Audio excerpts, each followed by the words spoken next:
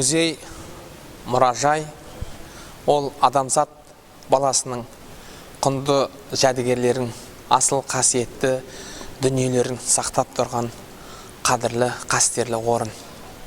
Әрбір елдің, әрбір жердің тарихын, мәдениетін көргісі келген адам ең бірінші сол жердің тарихи өлкетану музейіне бас сұғады. Ендеше қай елдің музейі, мұражайы құнды мұраға бай болса, сол елдің де руханияты жоғары тұратыны бәрімізге белгілі.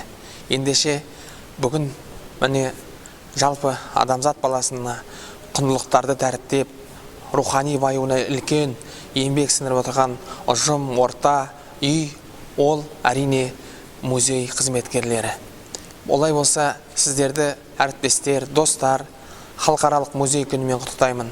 Әсіресе Қарағанды облыстық өлкетану музей ұжымын бүгінгі төл мерекелеріңізбен құттықтаймын. Облысымыздың руханиятының дамуына ерекше үлес қосып атқан достарды осы айтулы мерекемен шын жүректен құттықтай отырып, шығармашылық табыс тілеймін.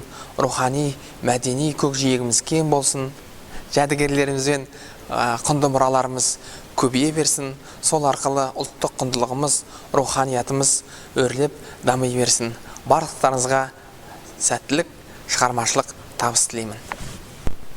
Қарағанды облыстық өлкетану музей ұжымын халықаралық музей күнімен құттықтаймын.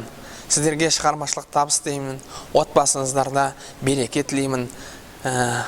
Ұлтымыздың, халқымыздың, Қарағанды облысымыздың руханиятына үлкен үлес қосып жатқан ұжымға әрқашанда биіктен көрінуге шын жүректен тілектеспіз.